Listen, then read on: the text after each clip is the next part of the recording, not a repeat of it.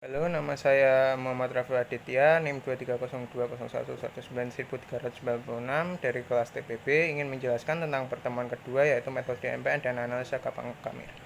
Dalam materi metode MPN, disiapkan bahan-bahan yaitu roti basi yang dibusukan selama 2 minggu sebelum praktikum. Setelah itu disiapkan bahan-bahan yang berasal dari laboratorium, seperti medium PCA, Aquades, chloramphenicol, dan menyiapkan alat-alat yang berasal dari lab, yaitu timbangan, penangas air, waterbed, beker gelas, gelas ukur pisau kain, saring diameter aluminium foil, kapas cawan petri, bunsen, dan tabung reaksi. Tahap-tahap melakukan percobaan yaitu dipersiapkan 2,25 gram medium PCA dan tambahkan chloramphenicol banyak 0,01 gram sebelum proses sterilisasi basah dengan autoclave. Kemudian disiapkan 1 gram sampel, larutkan dalam 9 ml larutan Aquades. Setelah itu sampel dihomogenisasi, diencerkan dengan tingkat pengencaran sampai dengan 10 pangkat min 5. Kemudian dicawankan secara duplo pada 3 tingkat pengenceran terakhir.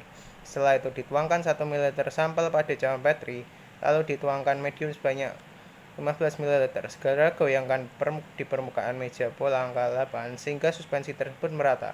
Lakukanlah hal yang sama pada sampel pengenceran berikutnya. Kemudian seluruh cawan petri diinkubasi pada suhu ruang 20-25 derajat Celcius selama 7 kali 24 jam. Lalu mengamati dan menghitung jumlah koloni yang tumbuh. Kemudian dilakukan penghitungan cawan dengan menggunakan rumus berikut. Koloni per mililiter sama dengan jumlah koloni per jumlah koloni kali 1 per faktor pengenceran. Untuk analisa kapang kamir, disiapkan terlebih dahulu beberapa bahan yaitu air isi ulang dan air mineral. Setelah itu dipersiapkan bahan-bahan yang berasal dari laboratorium yaitu Brilliant Green Lactose Bile Broth atau BGLBB dan Aquades. Setelah itu disiapkan alat-alat yang berasal dari laboratorium yaitu timbangan analitik, kapas, beaker gelas, penangas air, Erlenmeyer, tabung Durham, tabung reaksi, pipet volume 1 ml, lampu bunsen inkubator, dan laminer.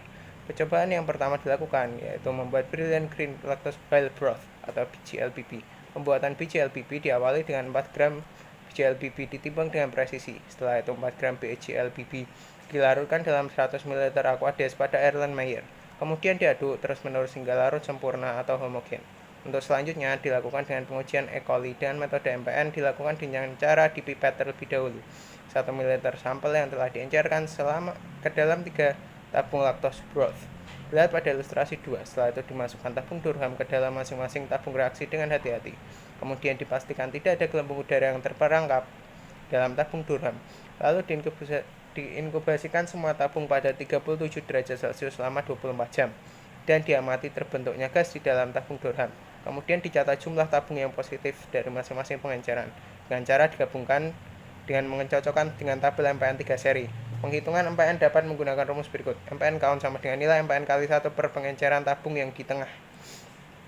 Dalam praktikum ini, praktikum metode MPN, air isi ulang terbukti melebihi batas cemaran mikroba coliform, sementara air kemasan berada pada tingkat yang aman dikonsumsi.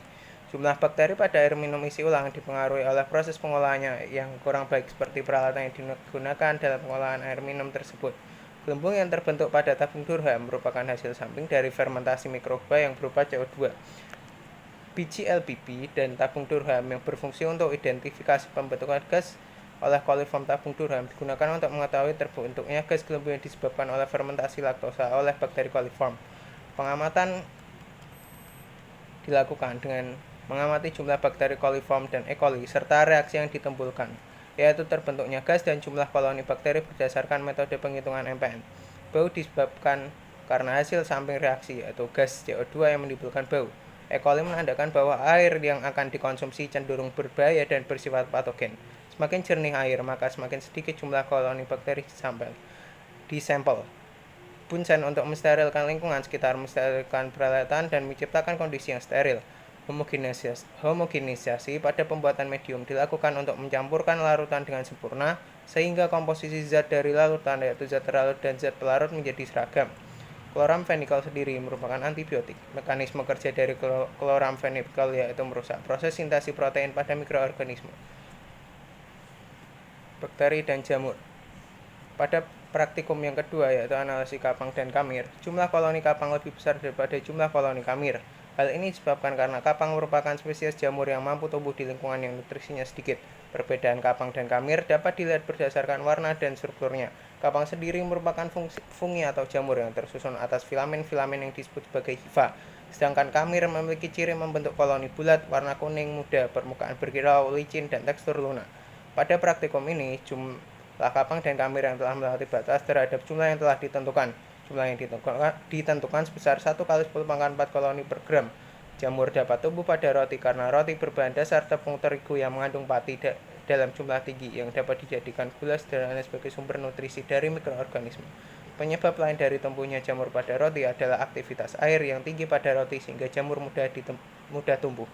Prinsip kerja dari analisa kapang dan kamir yaitu dengan mengencerkan sampel hingga tingkat tertentu, kemudian dicawankan dan diinkubasi selama 7 kali 24 jam pada suhu 20 sampai 25 derajat Celcius. Demikian yang dapat saya sampaikan pada post-test pertemuan kedua metode MPN dan analisis kapang dan kamir. Apabila ada salah, mohon dimaafkan. Assalamualaikum warahmatullahi wabarakatuh.